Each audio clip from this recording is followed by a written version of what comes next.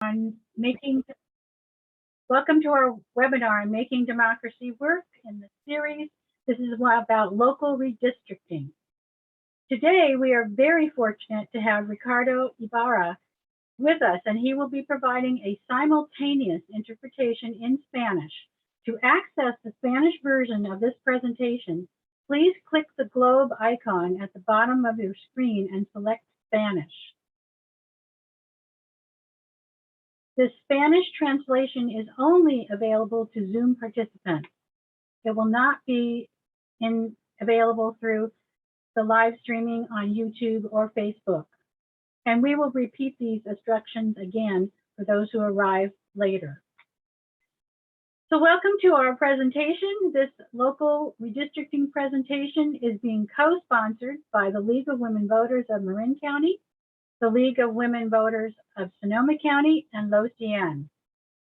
We're very glad that you could join us today. So that we know more about who's in our audience, we would like all of you to complete a quick poll. When the poll comes up on the screen, please click one of the following choices, and I will read the choices. I know very little about redistricting, but want to know more. I am familiar with the term redistricting and know a little about it. I have a good understanding of redistricting. I have an in-depth understanding of redistricting. So please take a few minutes to fill out that poll, and in a minute, we'll give you the results.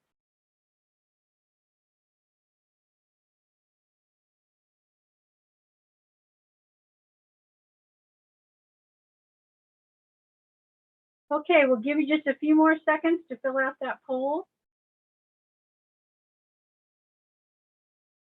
So it looks like we have a real mixture here. Some people are brand new. About 19% of you know very little about redistricting. Over half of you are familiar with the term redistricting and want to know more. So you're in the right place today. And some of you have a very good understanding of redistricting, and we're hoping you'll still learn something new today. And we have a few people, 5%, who have an in-depth understanding. So we'll invite you to be the next people on our panel. So go ahead and take the poll down. Okay, so we are going to proceed through our presentation, and we have our first slide up, so here we go.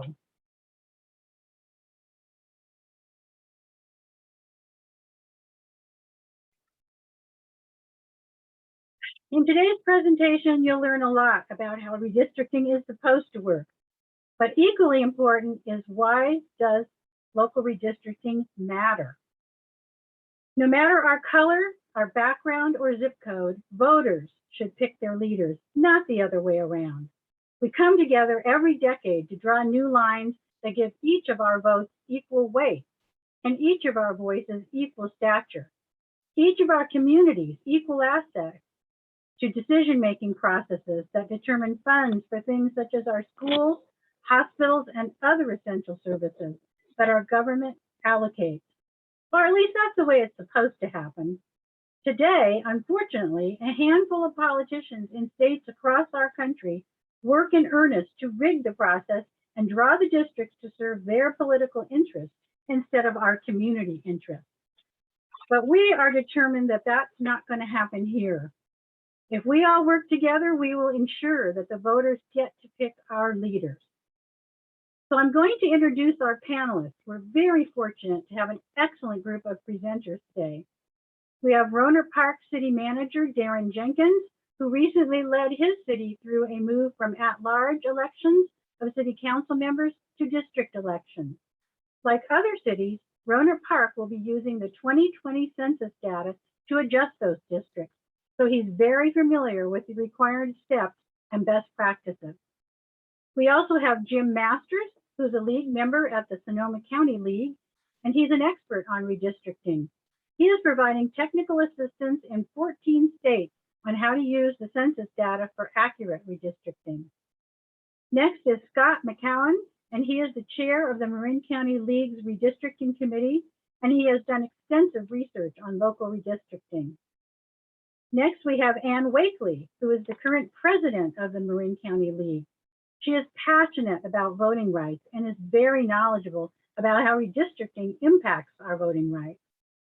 Karen Weeks is the Voter Services Committee Chair for the Sonoma County League, and that is our committee that's dealing with local districting in Sonoma County. I'm Deborah McKay, and I'm the current Secretary of the Sonoma County League and a member of the Marin Sonoma Joint Making Democracy Work Planning Committee, and that's who's bringing you this presentation today. So I want to do a quick reminder for those who may have arrived a little later about how to access the Spanish interpretation of this presentation. So to access the Spanish version, please click the globe icon at the bottom of the screen and select Spanish. I also want to talk about questions because we're hoping this presentation will generate some questions. We will not be answering questions until the end of the presentation. So that we're sure to get your questions, please put any questions you may have in the Q&A. And at the end of the event, we'll remind you of that again, because we do want to get to as many questions as we can. For everyone who registered through Zoom, we will be sending you the links to our league web pages, where you will find much more information about redistricting, as well as our email addresses. So relax and enjoy the presentation. If you want to watch the presentation again, it will be available on our league's YouTube channel in a few days.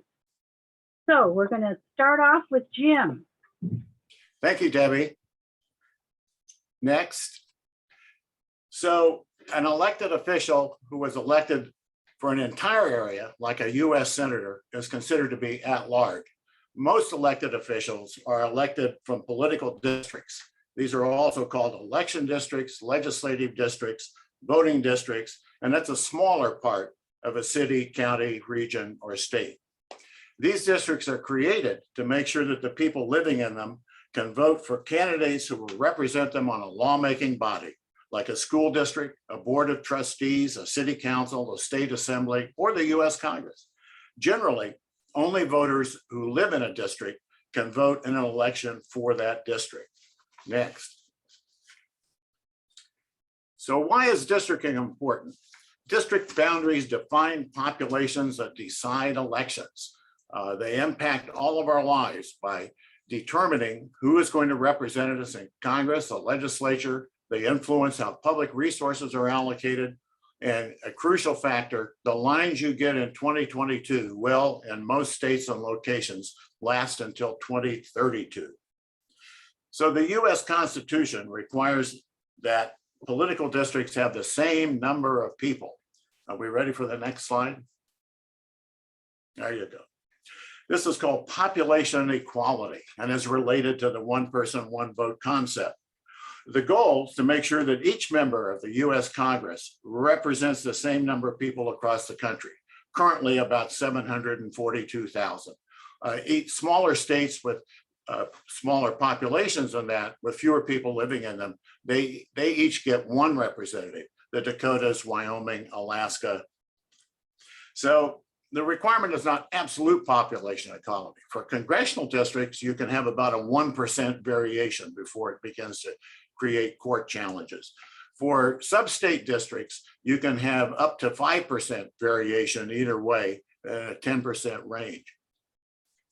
So the concept of population equality, however, carries down from congressional districts to all the sub-state districts in most states, including California. So let's look at the population requirements in the next slide. We have 4 districts, and we started out in the 2012 districting process. Each has 5 people. Next slide. There we go. So each elected official from each district represents the same number of people. So drawing districts so that there are equal numbers of people make sure that every person is represented in our government. So these political districts include all residents, not just voters, so that everyone is counted and represented. Next slide.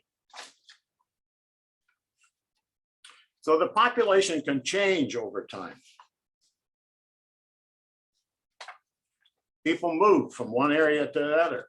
Some regions grow in population, others have fewer people living there. Let's look at these changes. Because of this, political districts develop in the next slide, uneven changes over the years and are no longer equal. People move. We see that people have moved from the left-hand districts to the right-hand districts, and there's no political implication for that movement. So every 10 years, the federal government counts everyone in the country, our US Census. It's mandated by the Constitution that to determine more equal numbers of people and districts across the country. It provides data that affects our communities for the next decade, and it provides a snapshot of our nation, who we are, where we live, and much more. So when the census wraps up, district boundaries are redrawn to even out the size of each district. This is called redistricting or districting, and it happens at all levels of government. In California, district boundaries are redrawn for our representatives in Congress, the state assembly, and the state senate, and hundreds of county boards, city councils, and school boards. Next arrow, please. Next slide, please. So we redraw the districts and based on the census data. Next slide. So the next slide, we see that the blue dotted lines represent the old district boundaries. And then the next slide, we see the black lines coming in to represent the new district boundaries. Hit the next slide, and we see that the old boundary lines disappear when the new ones are adopted. So we hit the next slide, and we see that once again, the population is evened out with each of the new districts containing 6 people. Next slide. So the census data release triggers the process in most jurisdictions. The census data came out in legacy format on August 14, and they're coming out in the final format supposedly on September 16, but no later than September 30. So in California, we have an additional step that allows people in state prisons to be counted in the communities where they previously lived. So they are counted in their homes rather than in the area where the prison is. However, federal prisoners, college students, are counted where they lived as of April 1, 2020. So at all levels, there's a public input process that has already started in California well before the census data were available, that asks people to talk about their communities of interest, their neighborhoods, and you're going to hear a lot more about communities of interest later. So the statewide database that holds all the redistricting data from the US Census Bureau for California is housed at UC Berkeley, and it makes the information available to the public. Working with the state legislature, the UC Berkeley staff create a computer application that allows anyone with access to a computer to draw a map of their own community. It's relatively simple. Draw some boundaries, give it a name, and say what it defines: a school area, a shopping area, a group with a certain ethnic population, a central landmark. Next slide. So California's state redistricting is the result of a referendum that took place in 2008 that created an independent Citizens Redistricting Commission. The maps adopted by the independent commission at the state level for Congress, state senator, and state representative are the maps that will be final. In other states, they have advisory commissions or the legislature itself draws the district lines. And as you'll see in this presentation, in California, we have all 3 of these methods in play. Next slide. So the California Commission has 14 members. They have a set of standards or criteria that are made explicit by the legislature and by the commission. They have public hearings, they have transparency. The California Independent Commission is very regarded by the national advocacy organizations like the League of Women Voters, Common Cause, NAACP, et cetera. There are some websites here where you can sign up to receive information and track what the California State Commission is doing. Next slide.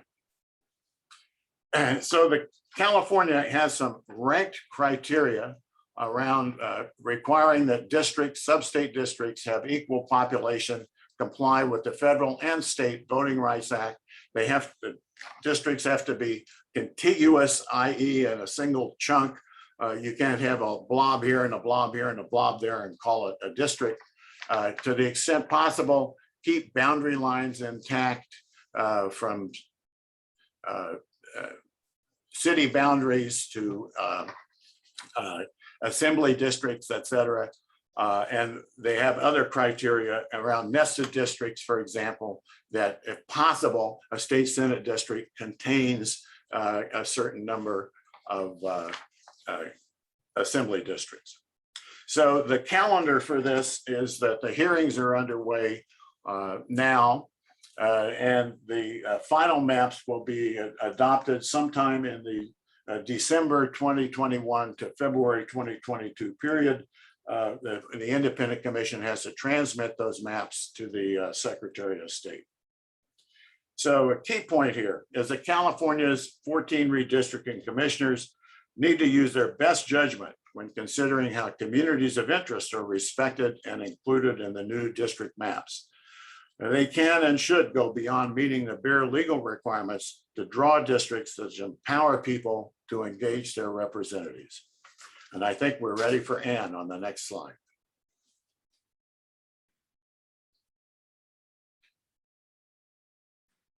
The next slide for Ann.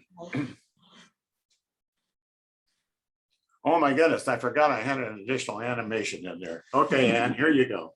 It's okay. Okay, so today our main focus is on local redistricting.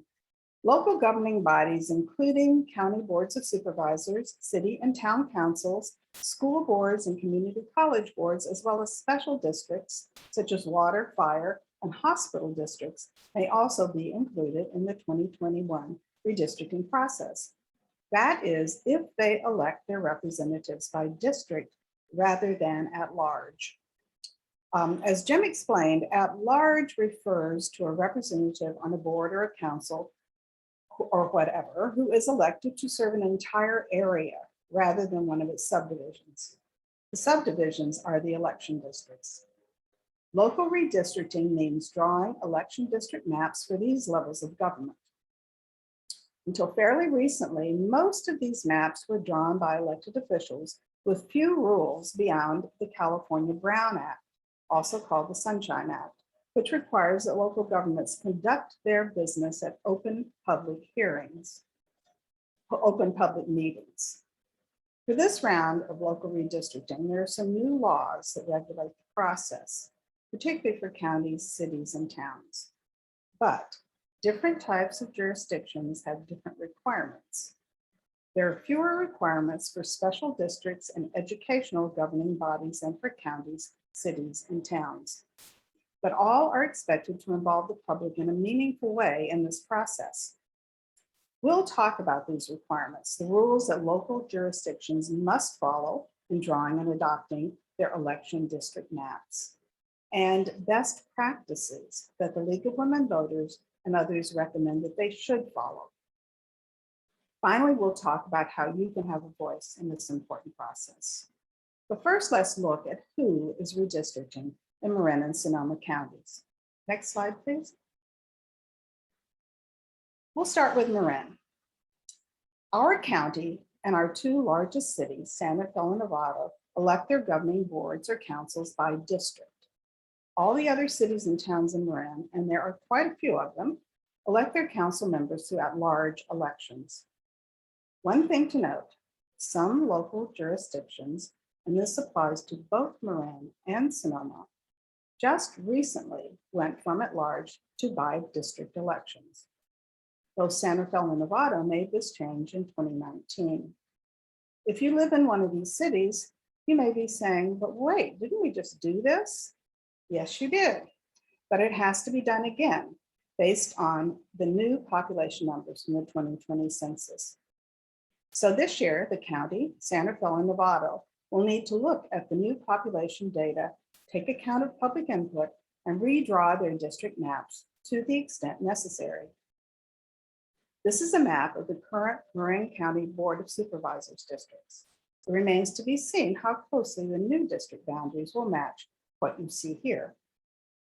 One other thing, You see here on the slide, the links to the jurisdiction's redistricting websites or web pages.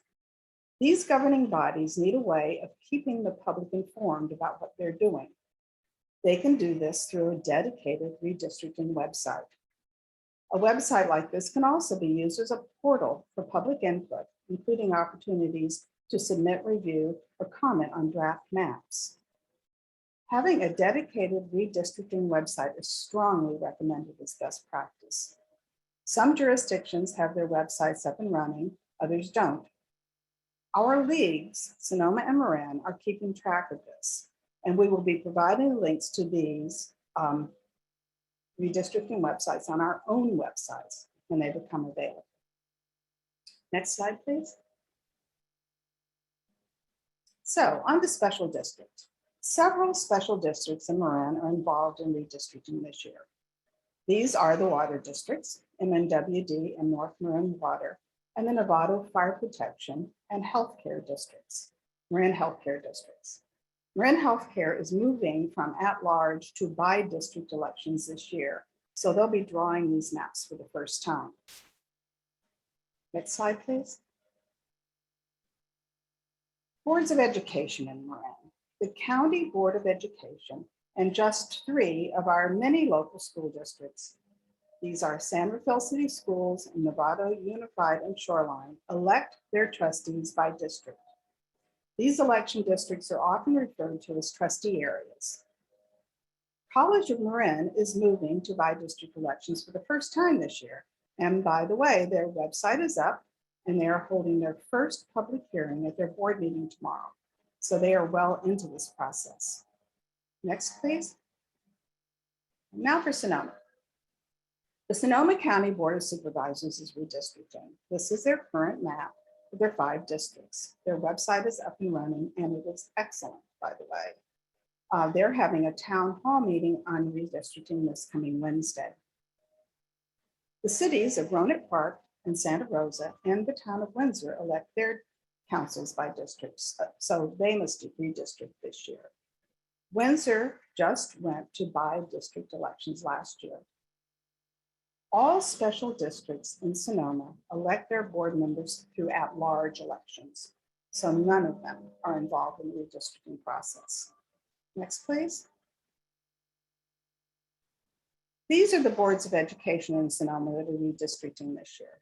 The Sonoma County Board of Education anticipates that they will use the Sonoma County Board of Supervisors districts to define the boundaries for their 5 trustee areas. This is not final yet, but if you're interested in the redistricting of the Sonoma County Board of Education, you want to pay very close attention to the Sonoma County Board of Supervisors districts and the work on that. Santa Rosa Junior College is redistricting, as are Santa Rosa City Schools and Cotati Rohnert Park Unified. Cotati Rohnert Park went to by-district elections just last year. Information about this process is available on their website, but nothing is up yet on 2021. So this is who in Marin and Sonoma counties will be revisiting and redrawing their district maps this year. Now, Darrin Jenkins will tell us about the process of local redistricting, the criteria that jurisdictions must apply to draw their maps, the how, and the requirements they have to inform and involve the public. Thank you, Ann. Speaking first about counties, cities, and towns, there's 2 new California laws that affect these 3 entities, and it standardizes the redistricting rules for all of us. And it put in this idea of having criteria that are in a ranked order, that as you're drawing maps, you satisfy the criteria. It has special public outreach requirements and also public hearing requirements. And so we'll go through those now. Next. So the new laws allow 3 options for how cities, counties, and towns go about redistricting. And one of them is that the governing board can opt to have an independent commission make the final decision on the new district maps. And the way that works is the board members themselves do not directly appoint the commissioners, but they adopt a process by which commissioners will be selected. For example, in one jurisdiction, they have retired judges actually picked from applicants to appoint sort of this independent commission. Another option is that the governing body can appoint an advisory commission that makes a recommendation to the governing body. And there's sort of two versions of this. In one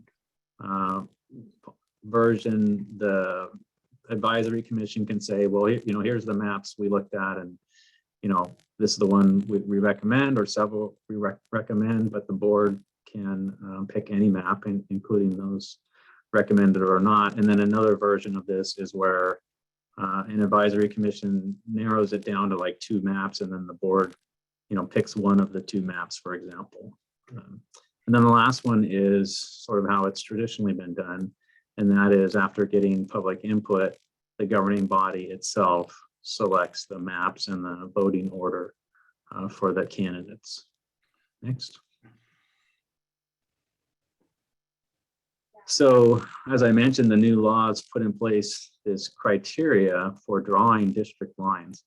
And so the very first one is, as Jim talked about, the districts have to match in terms of population, and usually that's within a certain margin, say plus or minus 5%. All of the districts need to have an equal population. The second one is Voting Rights Act. There's a federal Voting Rights Act, California Voting Rights Act, that talk about minority representation, and that it needs to be drawn in a way that doesn't disenfranchise people and meet the requirements of the Voting Acts.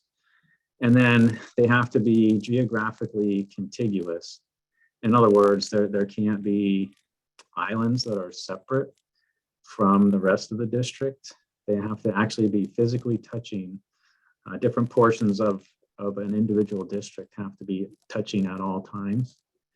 And then communities of interest, and that really is defined by the communities of interest. And so certain neighborhoods may be a community of interest, or a historic area, for instance, or different people groups living in close proximity may be a community of interest. Or like in the case of drawing district supervisor districts, a city might say, well, we think we're a community of interest and we don't want to be split, for example.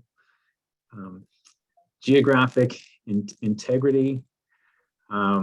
This sort of gets at the idea that, maybe you don't want a big mountain range through the middle of a district that sort of provides a physical impediment, or if people identify with certain geographic areas. Compactness, picture in your mind that these are, more like circles and squares and less like an octopus, where it has sort of these tentacles going out. So that would be compactness. Do they look like sort of shapes that don't have a lot of branches coming out of them?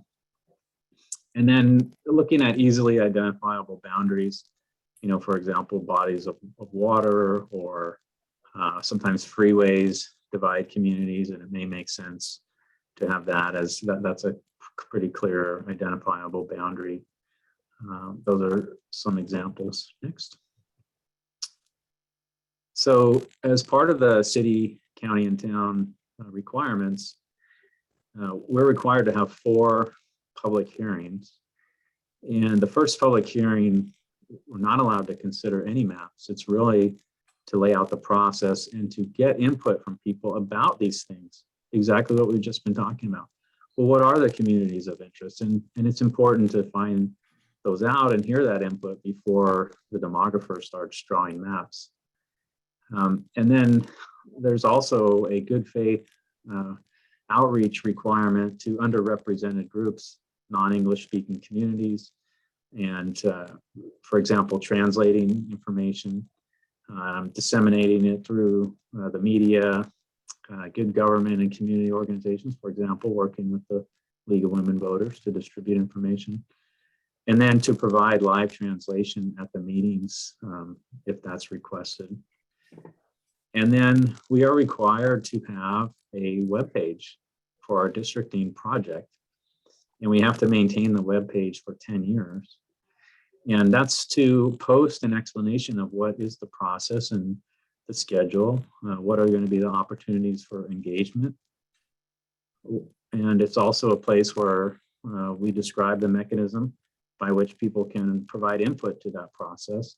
For example, submitting comments, or even how can people draw their own draft maps, and that can vary from using a piece of paper with the population information on it, or some jurisdictions use that combined with a spreadsheet calculator where people can enter in different information to draw their map boundaries. And then some jurisdictions will have an online tool that you can use on a website where you can draw your own boundaries, and it sort of helps with keeping the population equal. And then it's a place to post, these websites are places to post public comments and draft maps as well. Next. So it's a little bit different. Well, and one other thing I'll add for cities, counties, and towns, we are required to post the draft maps 7 days before they're considered at these public hearings. Switching now to special districts. Special districts, the law is slightly different than cities, counties, and towns.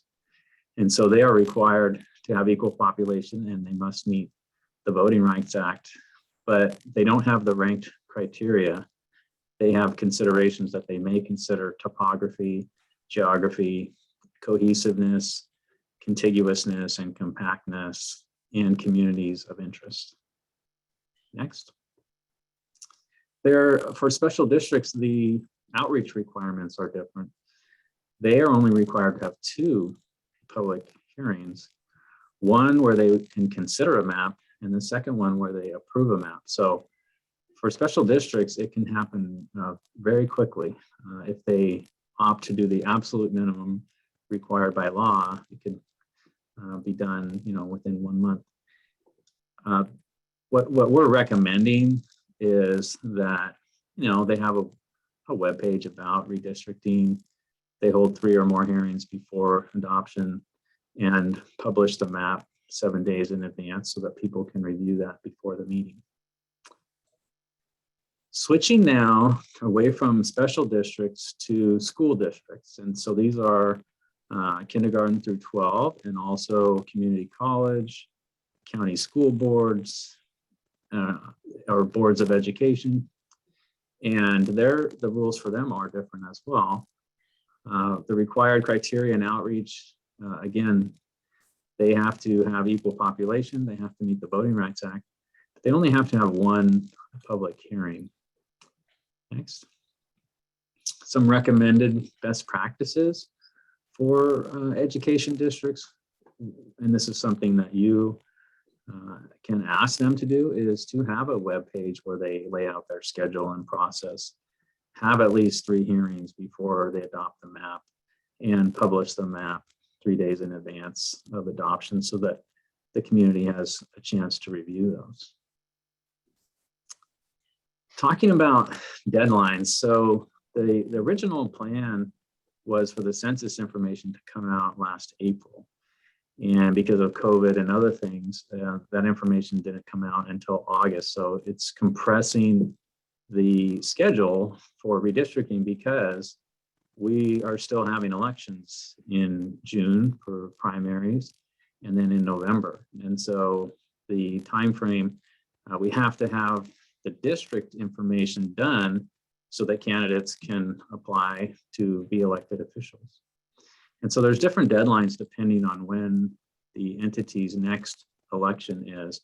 So if it's between January and June of 2022, then it has to be 174 days before the election day, which if we use sort of the traditional June primary date, then these redistricting processes need to be done by about December 16th. So as you heard from Jim, we're expecting the California processed census information that everyone has to use to come out within the next week. And so we really have places like counties where they have a June primary. They're only going to have 3 months or less than 3 months to adopt those district boundaries. So it's going to feel a little compressed in terms of time. Special districts is 180 days before election day. Community colleges and school boards, February 28th, a specific date.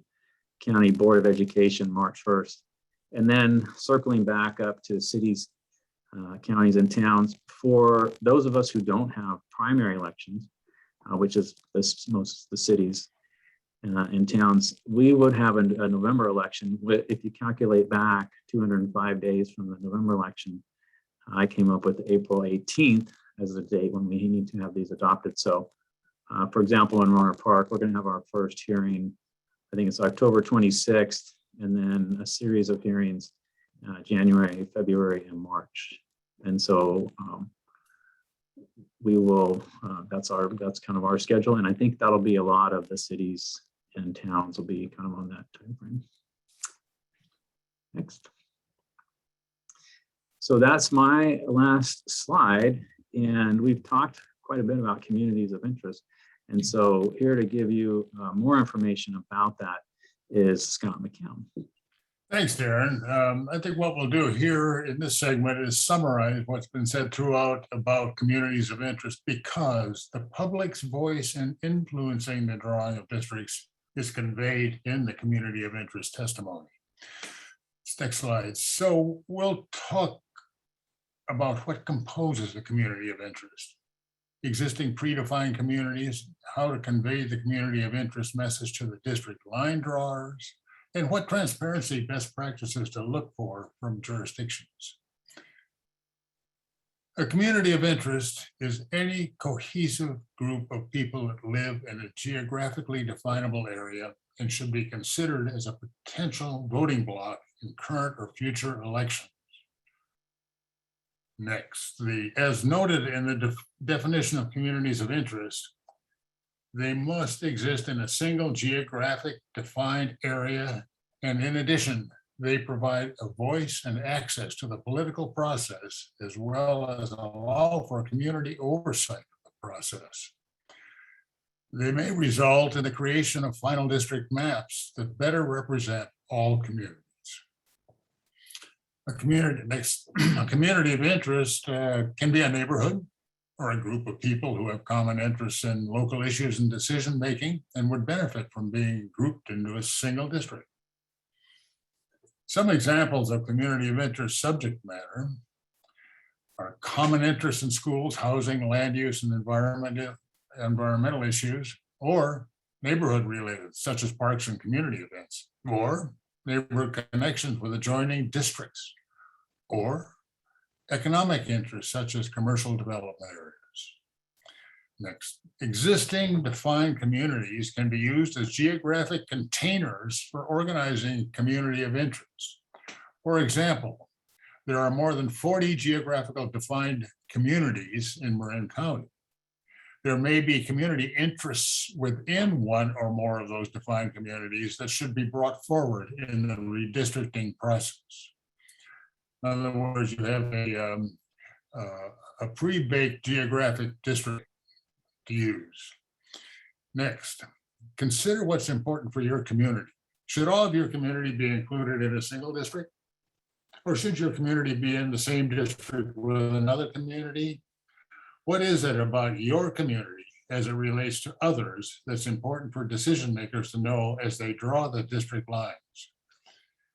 Next, community of interest influence is reinforced if presented in the context of a coalition.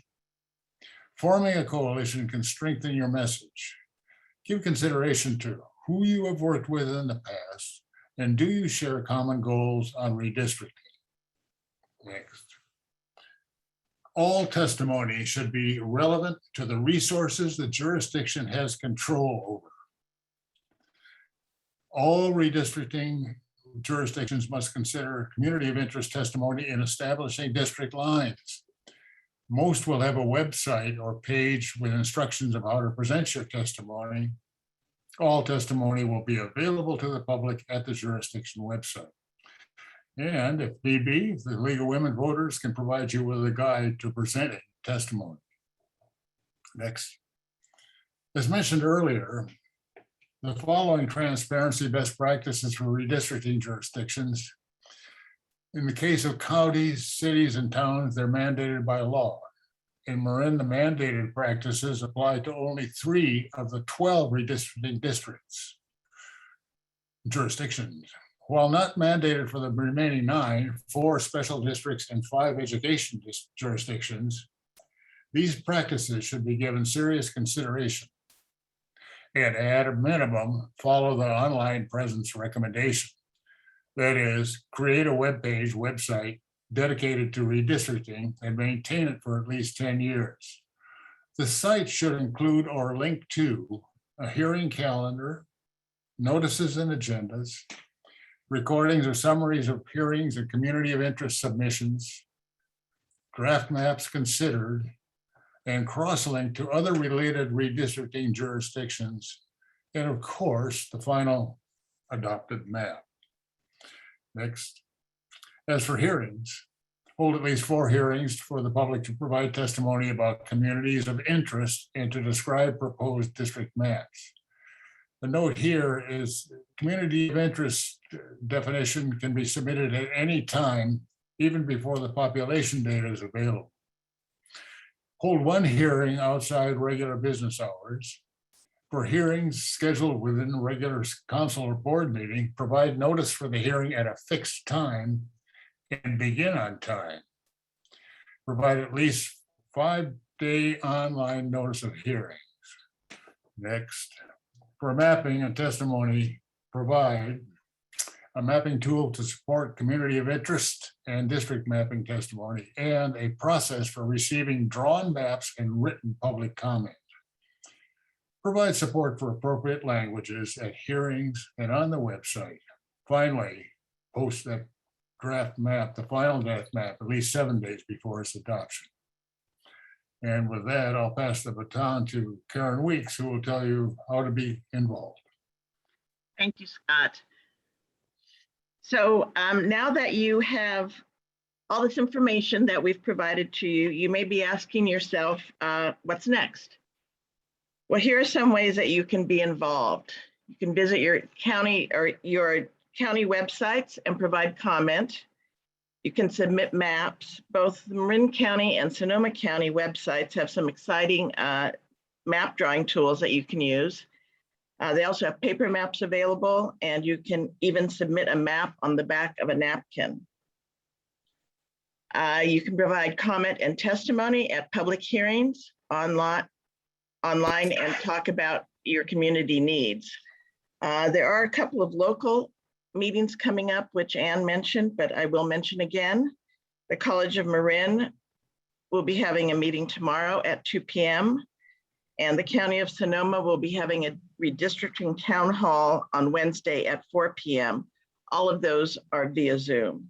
So please visit the respective website for your Zoom login information. I also wanted to mention, which I believe was mentioned earlier, that we will be sending up a follow-up email to everyone who registered that has the various websites and resources. Next, please.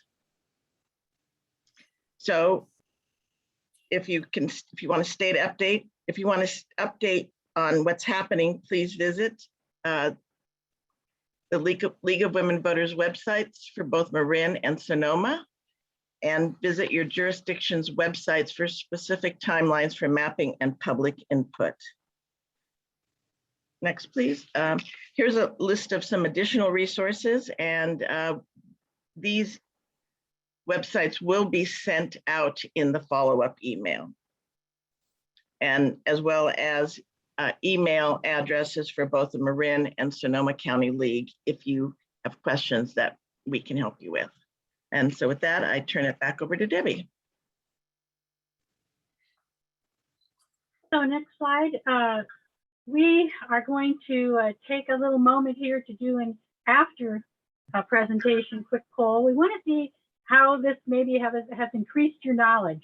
So we're going to put the poll up, and if you could check all that apply, and that's my knowledge of redistricting has not changed. I now know more about the redistricting process. I know how to become more involved in my local redistricting process, or I now have an in-depth understanding of redistricting. So if you could take a few minutes to answer those, we'd like to kind of see how we did on getting our information across.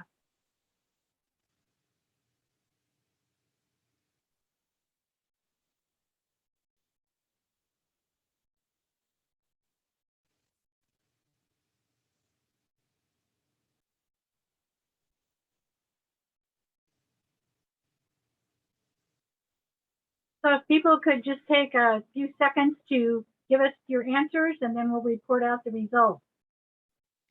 So it looks like we moved the needle a little bit. We've got more people now who know more about the redistricting process. So we're very happy about that. And people know more about how to get involved.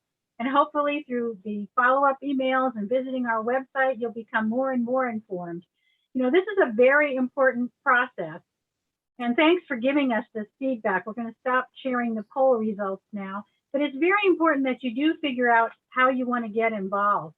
And this is going to be an ongoing process, as Darrin mentioned, that's probably going to go on over the next several months. So you can continue to increase your knowledge. You can continue to find more and more ways to get involved. But remember, we want to pick the people that represent us rather than them drawing the districts. We need to give input on how those districts are drawn. So as a quick reminder, we have asked you to wait till the end for your questions, and we're going to be moving into the Q&A.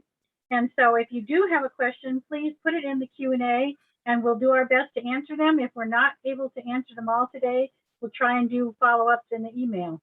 So I believe we do have some questions. So Karen, can you lead us off with the questions? Sure. I'm going to start with a question.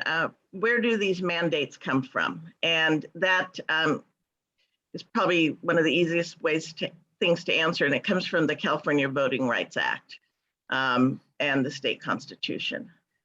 So then we have a question that I think perhaps Scott or Ann can help us with. San Rafael has 3 different supervisor representatives, as the city of San Rafael is in 3 separate districts. Most towns have 1. In San Rafael, there is 1 for Lucas Valley, 1 for Central San Rafael, and 1 for the Canal area. Will this hopefully unite Central San Rafael and Lucas Valley, or make San Rafael all part of 1 district? I'll take that one to begin with anyway. San Rafael has the biggest population, and that's one of the problems that the map drawers have, is allocating equal population throughout the county. But this is a good community of interest exercise.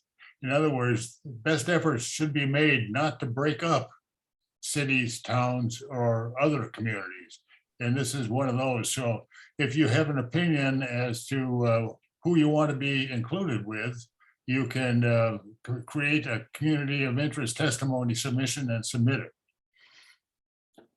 Yeah, I would add, if I could, San Rafael's population is more than 1/5 of Marin County. So not everyone can fit into 1 district because it has more than 1/5 of the population. So there will be part of it that's split out. But it, you raised some good points. Like, I'll give you an example, Lucas Valley, Terra Linda, they may identify more with Marinwood in terms of their community, which is a significant population that's in an unincorporated county. And so I encourage the commenter to go on to the Marin County website and try to draw some maps. I think it'll give you a sense of how things could be divided. And you can show them, here's a map that would work, that would address my concerns. And you sort of prove what's possible, and also understand the constraints of map drawing, it is sometimes very, very difficult to make these decisions and meet all of these criteria and physically draw a map that does that. Thank you. We have another question. Is there a comprehensive list that shows the special district number of mandated meetings and other information? On that one, the LAFCO has a list and a map at marinmap.org of all the various organizations or divisions. Now, perhaps we can create a list to put on the website. We'll work on that. Thank I'll you. add to that, in Sonoma County, all the special districts are at-large elections, so they're not required to participate in this redistricting process. And if you visit our web pages, we each have a list of what jurisdictions in our counties, our respective counties, do have to do redistricting. So you can also find that out from our web pages. But one of the items, Debbie, on this business of these available containers, as I call them and so forth, is that drawing maps is sometimes a difficult thing for a layperson. They give up, so you don't get that testimony submitted. But if your community of interest resides in those predefined boundaries, you've got your map. All you need is your comments submitted. Thank you. A question of if participants can get a copy of the slides. I don't know that we have the ability to give you a copy of the slides, but if you want to see this presentation again or share it with somebody else or share it with a group, we'd encourage you to do that through the YouTube channel. So in the next few days, we will have this presentation up on our YouTube channel, and you're more than welcome to share that with other people or watch it again, or like I say, have a group watch it. Thank you. Do all public hearings have the option to attend via Zoom? Yes, right now with the COVID mandates, all of the public hearings are via Zoom. Not all of them. Not all of them. Oh, Yeah, there are excuse me. some that are in person, but. But do I'd they say have the most. option of doing Zoom as like a hybrid meeting, Darrin, No, or you not? in some instances you can watch online, but you can't actually comment live on Zoom. So you have to be physically present. Thank you. I think Thanks. it's going to depend on the jurisdiction. I think you can't count on that. You just have to Okay. pay attention to what each one is doing. I will add that for the county of Marin, anyway, it's a hybrid, and they allow comments online. It's handled like a webinar. And that's also the same with the county of Sonoma. I had a question. I know exactly who I want for my supervisor in San Rafael. Please say again where I can voice my opinion. One of the dictates is you're not supposed to be drawing these districts based upon who you like as a representative. Yeah, actually, you'd make that input at the polling place. Yeah. However, you can conjure up some other way to do it. Have at it. Yeah, Scott makes a good point. If you looked at the criteria for cities, counties, and towns, none of them said where the incumbent lives. That's one of the things that you can consider or are required to consider. And the idea is that this redistricting that we're doing now is going to, most places have election every 2 years. So it's good for 10 years. That's 5 elections that are going to use these new districts. And to think about, well, where this one person lives today, and to say we should do our next 5 elections based on where that person lives, that's just not in the public's interest, is what the state has decided. And so really not to consider incumbents keeping their seats or that type of a thing. Although, I'm sure that's in some people's minds as they're making these decisions.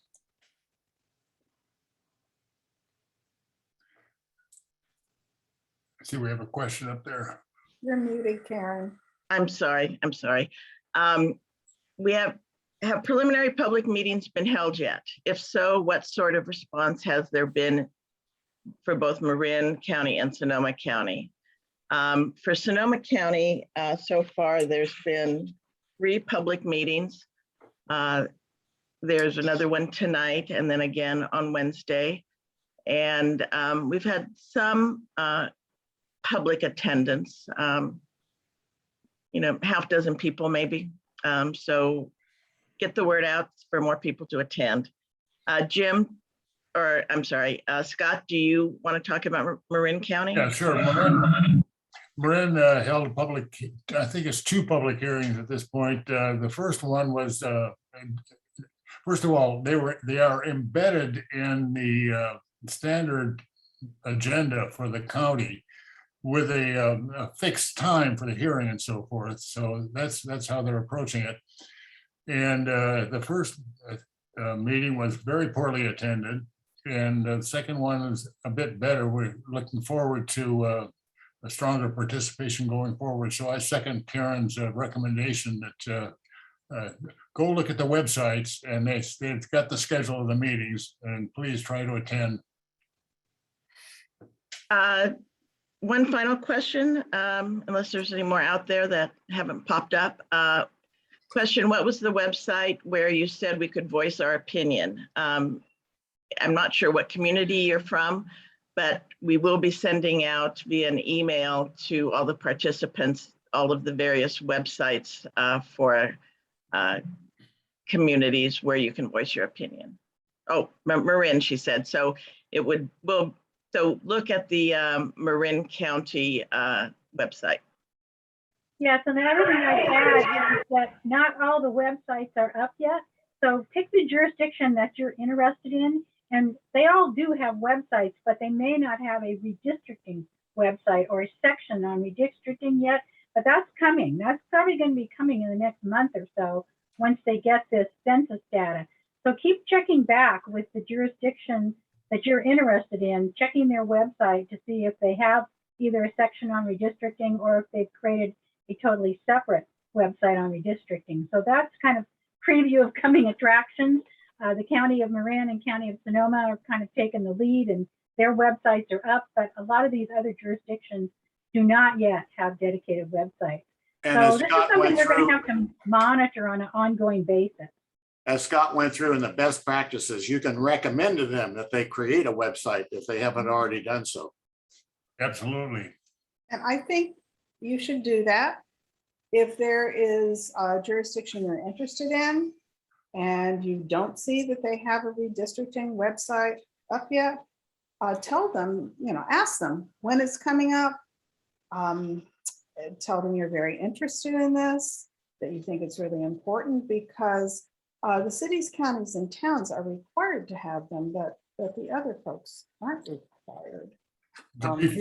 The before website is available, contact would be through their the board section of the district's website. I'm sorry, of the jurisdiction's website, and contact either the chief executive officer or the members of the board. Let them know of your interest in having the website. And one last thing, many jurisdictions now have the ability to subscribe to announcements. So for example, you can go on the website and say, I'm interested in districting, and then you'll get emails about all the meetings or information that's released on redistricting. So that's it as far as our questions. And once again, you will be getting a follow-up email. Debbie, do you want to take it over? Yeah, so if we could have the next slide, please. We want to thank the people who have helped make this presentation possible. And we want to especially thank all our panelists today, Darrin Jenkins, Jim Masters, Scott McKown, Ann Wakeley, and Karen Weeks. They did a great job. And we also want to thank Ricardo Ibarra, the Executive Director of WATSA Creative Labs, for his Spanish translation. We want to thank Alan Fitch of Visual Store Media for the live streaming and Zoom support. And we want to thank Didi Butori and Robin Dietrich, the Marin County board members, who are our fabulous Z team and work behind the scenes to make this all go smoothly. Please watch for future presentations on Making Our Democracy Work series. And most importantly, we want to thank all of you for participating today. You know, you are what makes our democracy work, and we want to really encourage you to continue to get involved in your community, get involved in this redistricting, make a difference in your community. Talk to your friends and let them know about what's going on. This is sort of flying under the radar right now that a lot of people don't even know this is going on. So start those conversations in your community to let them know this is happening. We also want to acknowledge and thank the League of Women Voters of California, who provided several of the slides that we used in our presentation today. And they likewise have a lot of information about redistricting at the California League of Women Voters website. So please check out that website as well. And as I mentioned earlier, if you haven't already voted, please go and vote today or tomorrow. Time's running out. So thank everyone for participating today, and we'll see you again at the next show.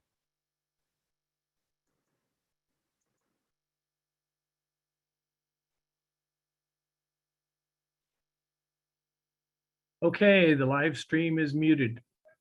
Thank you, Alan. Thank you. Thanks, Alan.